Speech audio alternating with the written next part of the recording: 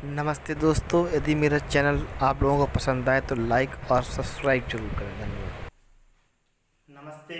कैसे हैं आप लोग। मैं संदीप कुमार पाठक, जनतंत्र इंटर कॉलेज से पीटीए शिक्षक आज आप लोगों के बीच हिंदी का एक महत्वपूर्ण टॉपिक संधि पर चर्चा करूंगा। जो संधि शब्द है, यह संधि शब्द सम उपसर्ग धा धातु की प्रत्यय से मिलकर बना हुआ है। संधि शब्द, संधि का मतलब मेल या जोड़ होता है। संधि का मतलब मेल या जोड़ होता है। अर्थात जब दो वर्णों के मिलने से उनके बीच कोई विकार या परिवर्तन होता है तो उसे संधि कहते हैं। संधि मुख्यतः तीन भागों में बांटी जाती है। अर्थात संधि के तीन प्रकार होते हैं। जैसे पहला है स्वर संधि, दूसरी संधि व्यंजन संधि के नाम से जानी जाती है, व्यंजन संधि। तीसरी विसर्ग संधि।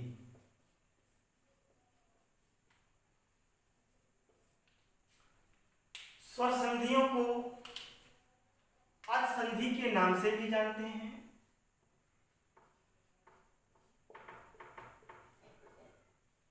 क्योंकि अच प्रत्याहार के अंतर्गत ऐ युण ऋ ऋ ए ओंग ऐ आच।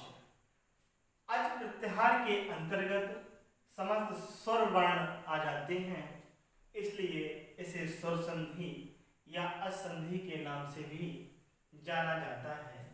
व्यंजन संधि, व्यंजन संधि को हल संधि भी कहते हैं, क्योंकि हल प्रत्याहार के अंतर्गत है वरट लड़ यमंगड़ नम झवैगड़ दस जबगड़ दस खस छटत चटताव कपय सस्सर हल। इस हल प्रत्याहार के अंतर्गत समस्त व्यंजन वर्ण आ जाते हैं, इसलिए इसे हल संधि या व्यंजन संधि के नाम से जाना जाता है। विसर्ग संधि, विसर्ग संधियों में विसर्ग का प्रयोग किया जाता है। जैसे कहा, धन, अपि। यहाँ विसर्गों का प्रयोग होने के कारण इसे विसर्ग संधि कहते हैं। इसी प्रकार स्वर संधियों में स्वरों का प्रयोग होगा। जैसे रामः, धन, आगत।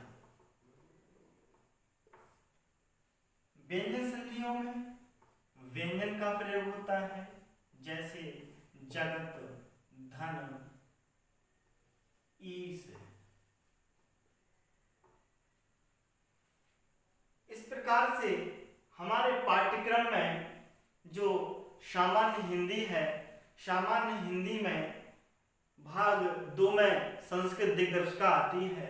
संस्कृत दिग्दर्शिका में हमारे पाठ्यक्रम अनुसार केवल स्वर संधियां ही हैं, अर्थात केवल अच संधि या स्वर संधि ही है। तो हम लोग स्वर संधियों के कुछ महत्वपूर्ण संधियों के विषय में पढ़ेंगे।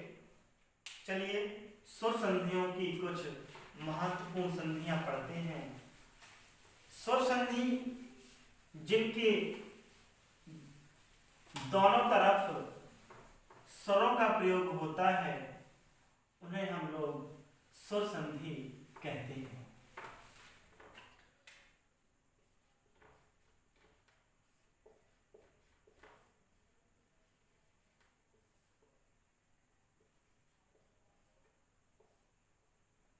अब हम लोग स्वर संधियों के विषय में पढ़ते हैं।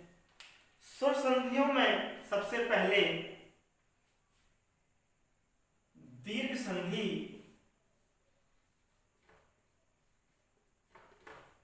आती है।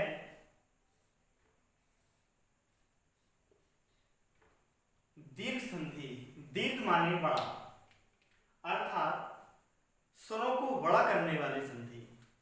जैसे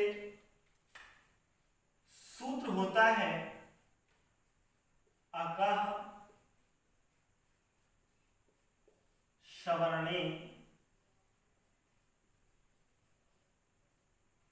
दीर्घः, अकः सवर्णे दीर्घः। अक अक अकः का अक, समाने समान,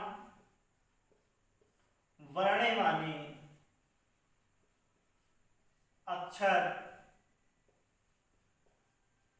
होने पर, दीर्घ माने बड़ा करते हैं। अर्थात अक क्या है? अक एक प्रत्याहार है। अक प्रत्याहार के अंतर्गत आ, ई, उ, ऋ, लिरि स्वर वर्ण आते हैं। चूंकि हिंदी में सूत्रों से कोई तात्पर्य नहीं है, लेकिन सूत्रों का प्रयोग जल्दी से परिभाषा को जानने के लिए मैं आप लोगों के समक्ष कर रहा हूं। सूत्रों का प्रयोग पाणिनि जी ने अपने अष्टाध्यायी में कंठस्थ करने के लिए किया था, ताकि हम लोग कम शब्दों में अधिक को जान सकें, अर्थात गागर में सागर भर सकें। तो अब प्रत्याहार के अंतर्गत आ, ई, उ, ऋ, लिरि यह स्वर वर्ण आते हैं। लेकिन संस्कृत में लिरि वर्ण दीर्घ नहीं होता है, इसीलिए दीर्घ संधि में इसका प्रयोग नहीं करते हैं। आ, ई, उ, ऋ का प्रयोग होता है, अर्थात कहने का कि आ, ई, उ, ऋ के बाद समान अक्षर या वर्ण होने पर उन्हें दीर्घ कर देंगे या बड़ा कर देंगे। मतलब यदि ह्रस्व या दीर्घ आ, ई, उ, ऋ के बाद कोई भी समान स्वर आ, ई, उ, ऋ आता है तो इन्हें मिलाकर दीर्घ कर देते हैं। ये स्वर किसी भी स्तर से हो सकते हैं, जैसे ह्रस्व आ के बाद ह्रस्व आ, तब भी दीर्घ आ का ही प्रयोग होगा। ह्रस्व आ, दीर्घ आ के बाद दीर्घ आ का ही प्रयोग होगा। दीर्घ आ प्लस दीर्घ आ, दीर्घ आ, ऐसे ही दीर्घ आ प्लस छोटा आ, दीर्घ आ। अर्थात कहने का किसी भी कंडीशन में ह्रस्व ह्रस्व दीर्घ होगा, ह्रस्व दीर्घ दीर्घ होगा, दीर्घ दीर्घ दीर्घ होगा और दीर्घ ह्रस्व दीर्घ होगा। अर्थात स्वर संधियों में ह्रस्व और दीर्घ से कोई मतलब नहीं है। ऐसे ही ई मिलके वड़ी बनेगी, ऊ मिलके वड़ा ऊ बनेगा, रिरी मिलके वड़ी रिरी बनेगी। लेकिन यहाँ एक प्रश्न होता है जो अधिकांशतः कम पढ़ाया जाता है, रिरी। यदि हम हिंदी की बात करते हैं तो हिंदी में रिरी दीर्घ नहीं होती है। हिंदी में रिरी दीर्घ नहीं होती है। दीर्घ रिरी संस्कृत में होती है और रिरी और लिरी मिलके संस्कृत में 30 प्रकार की होती है, जहां रिरी के 18 और लिरी के 12 भेद होते हैं। लेकिन हम लोग हिंदी संस्कृत दिग्दर्शिका को पढ़ रहे हैं, इसी कारण हम लोग रिरी को भी पढ़ेंगे। यदि हिंदी में बात करते हैं कि यदि कोई ऐसा प्रश्न आता है कि रिरी जैसे मातृ धन ऋण, तब इस कंडीशन में कैसे बनाएंगे मातृधन ऋण को। यदि हम हिंदी की बात करते हैं तो माँ ता जो वर्ण है इसे हलंत करेंगे। क्यों? क्योंकि इसमें रिरी स्वर है। कोई भी वर्ण हो, जैसे का को जब हलंत करते हैं तो का से स्वर आ बाहर निकाल दिया जाता है। इसे इसमें जोड़ने पर यह का बनता है। ऐसे ही कि जब हम इसे का को हलंत करेंगे की के, तब का से छोटी ई बाहर निकल जाएगी। इसी प्रकार से कु, जब हम का को हलंत करेंगे कु के, तो इससे उ निकल जाएगा। अर्थात कहने का मतलब कि कोई भी ऐसा व्यंजन वर्ण जिसमें स्वर हो तो उसके स्वर को हम बाहर निकालते हैं संधियों को सरल करने के लिए। तो मातृ के ता में जो रिरी है, हमने ता को हलंत कर दिया, ता से रिरी शब्द को बाहर निकाल लिया, धन ऋण के रिरी को लिखा, धन इणा। अब आपके सामने आप स्वयं देखेंगे कि एक कंडीशन बनती है रिरी, जबकि हम ऊपर पढ़ा भी चुके हैं आपको सूत्र में कि सवर्णे दीर्घा, समान वर्ण होने पर दीर्घ कर देंगे। समान वर्ण होने पर या अक्षर होने पर उन्हें दीर्घ यानी वड़ा कर देंगे।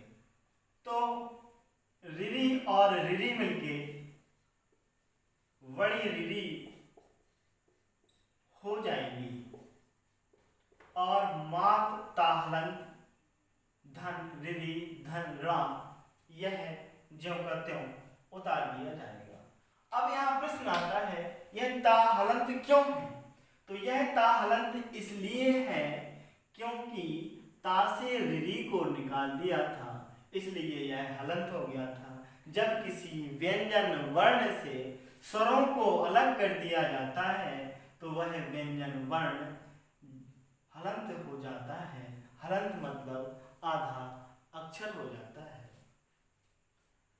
इसलिए हलंत होने से इसमें जो स्वर रिरी है उसको बाहर निकाल दिया और ऋण की रिरी, दोनों रिरी रिरी मिलके बड़ी रिरी हो गए ज्यों का त्यों उतार दिया, इसको ज्यों का त्यों उतार दिया, इसको यहाँ लिखा और इसको यहाँ, इन दोनों को जोड़ करके रिरी लिख दिया। अब हम बात करते हैं यदि संस्कृत की, तो संस्कृत में तो रिरी रिरी मिलके दीर्घ यानी बड़ी रिरी हो जाएगी। लेकिन अगर हम बात करते हैं हिंदी की, तो यह हिंदी में दीर्घ रिरी नहीं होगी, अर्थात यह छोटी रिरी ही रहेगी और जुड़ करके मातृण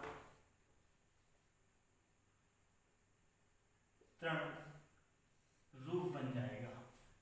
और यदि संस्कृत की बात करते हैं तो संस्कृत में यह दीर्घ रहेगी और यह मातृण शब्द बनता है। चूंकि हम लोग संस्कृत दिग्दर्शिका को पढ़ते हैं और संस्कृत दिग्दर्शिका में जैसा कि आप लोगों ने देखा भी है कि संस्कृत ही है, इसलिए हम लोग मातृण को ही सही मानते हैं। यह एक इसमें दीर्घ संधि में बड़ा अच्छा सा प्रश्न था, मैंने आप लोगों को भली भांति बता दिया है कि हिंदी में रिरी रिरी मिलकर के दीर्घ रिरी नहीं होती है, जबकि संस्कृत में रिरी रिरी मिलकर के बड़ी रिरी हो जाती है। जैसे मातृधन ऋण, रिरी रिरी मिलकर दीर्घ हो जाएगी तो मातृण शब्द बन जाता है। ऐसे ही हम लोग आगे पढ़ते हैं।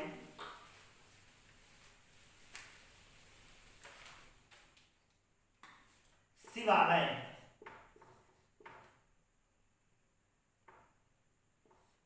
सिरधन आलय। जो शिवालय शब्द है, सिरधन आलय, इनमें हम लोगों को संधि करना है, तो मेरे ही तरीके से संधियों को करना सीखिए, क्योंकि जब हम एक एक अक्षरों को तोड़ तोड़ के संधि करेंगे तो कभी संधि गलत हो ही नहीं सकती। हम शिव लिखते हैं, जैसा कि मैं पहले आप लोगों को बता चुका हूं कि जो भी व्यंजन वर्ण होगा उस व्यंजन वर्ण को हम हलंत कर देंगे।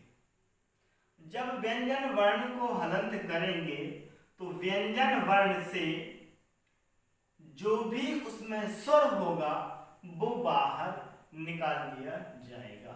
जैसे वा, वा में आ, छोटा आ है, तो वा को हलंत किया तो वा से छोटा आ बाहर आ गया। धन, बड़ा आ,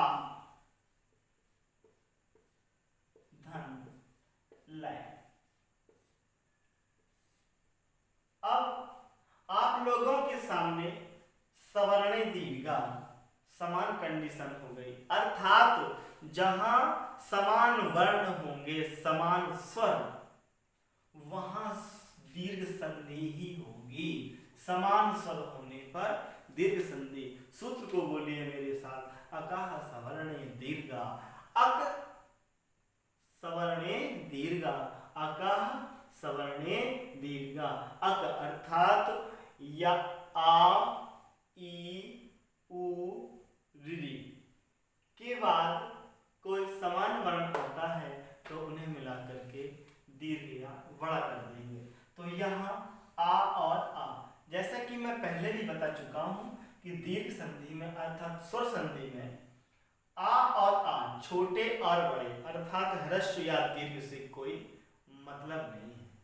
समान स्वर देखना है तो आ, यहाँ समान स्वर होने के कारण इन दोनों को मिला करके दीर्घ यानी बड़ा कर दिया, तो यह आ और आ से मिलकर के बड़ा आ हो गया। धन यहाँ बचा तो हमने धन लिखा, यहाँ भी धन है, यहाँ धन लिखा। इसके आगे शिव, वाह हलंत है, धन लय, ज्यों का त्यों उतार दिया। अब इनको हम जोड़ते हैं, इनमें संधि करते हैं, जोड़ते हैं। तो शिव, वा हलंत है, कोई स्वर नहीं है व्यंजन में हलंत है, पीछे स्वर है, तो स्वर आकर के व्यंजन में जोड़ दिया जाएगा। तो वा हलंत है, वा में बड़ा आ की मात्रा को जोड़ देंगे, पीछे लय शेष है तो हम इसे लिख देंगे, बन जाएगा शिवालय। उम्मीद है आप लोग शिवालय की संधि सीखे होंगे। इसी प्रकार के से आ के जितने भी शब्दों की संधि होगी आप लोग करिए। इसके बाद हम लोग बात करते हैं ईश्वर।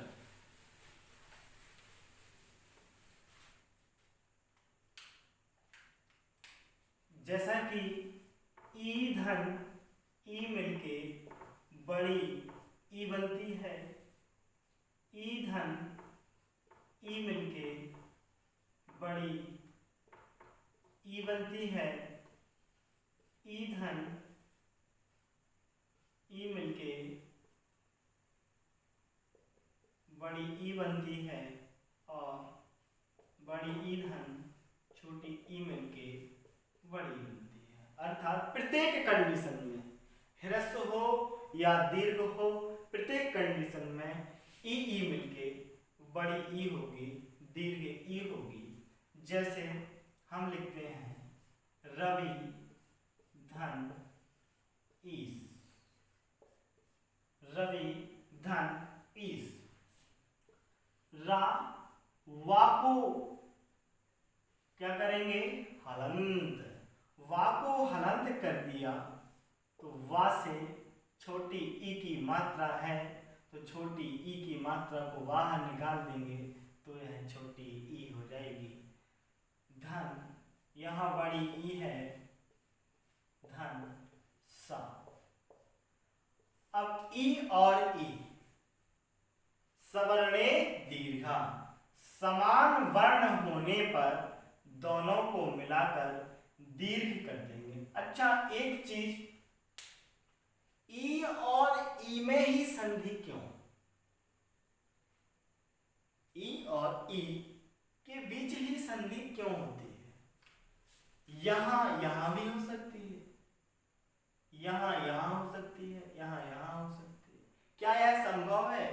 नहीं, यह संभव नहीं है, क्योंकि प्रथम शब्द के अंतिम वर्ण में और अंतिम शब्द के प्रथम वर्ण में इन दोनों के बीच ही संधि होती है। परासन्निकर्ष संहिता, जिनमें अत्यधिक समीपता होती है, संधि वहां होती है। जैसे चलिए, ई और ई मिलके क्या हो जाएंगे, दीर्घ, अर्थात बड़ी ई, धन सा, धन रा। अब इन्हें हमें जोड़ना है, तो रा वा हलंत है, और हलंत होने के कारण पीछे स्वर है, तो वा में बड़ी ई की मात्रा जोड़ दी जाएगी, धन सा, तो यह बन गया रवीश। इसी प्रकार से ऊ मिलकर के बड़ा ऊ हो जाएगा। देखते हैं ऊ के बारे में भी एक उदाहरण लेके। जैसे भानु धन उदय, तो भा ना को हलंत करेंगे, तो जैसा कि पूर्व में हम आप लोगों को बता चुके हैं कि व्यंजन में यदि स्वर होता है तो उसे हलंत कर देंगे। तो ना को हलंत करने से नू में जो अंतिम उकारांत है उसको बाहर निकालेंगे, तो ऊ धन उदय का ऊ है, ऊ धन दय। सवर्णे दीर्घा, समान स्वर होने पर उन्हें क्या करेंगे, दीर्घ कर देंगे, अर्थात बड़ा ऊ, धन दय, धन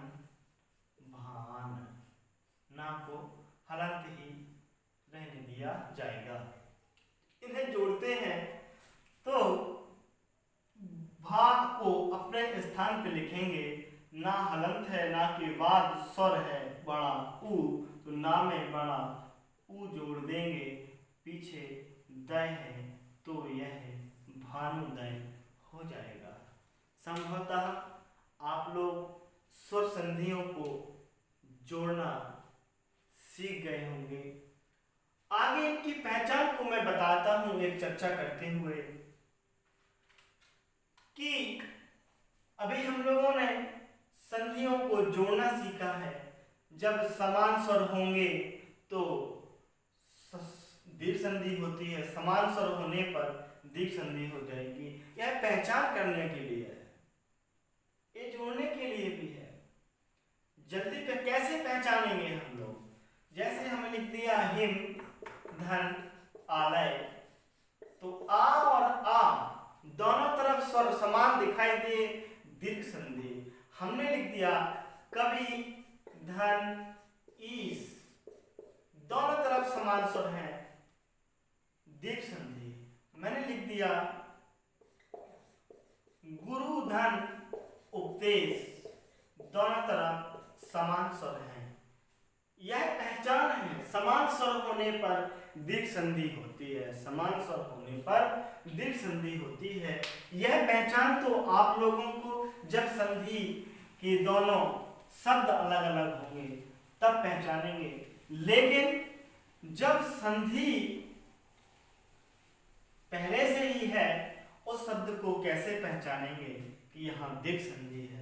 उसके लिए हम लोग कहते हैं कि कोई भी शब्द हो, जैसे हम लिख दिया रवीश, हमने लिख दिया हिमालय, हमने लिख दिया पुस्तकालय, हमने लिख दिया गुरुदेश। इस प्रकार से कैसे पहचानेंगे कि यहाँ पर दीर्घ संधि है? तो कहते हैं कि होए दीर्घ स्वर बीच में, होए दीर्घ स्वर बीच में, बीच में मतलब मध्य में, तो दीर्घ जानिए संधि। यदि किसी शब्द के बीच में कोई दीर्घ स्वर आता है तो वहां दीर्घ संधि होती है, लेकिन यह कंडीशन हर जगह लागू नहीं होती है। जैसे हम लिख देते हैं गवीश,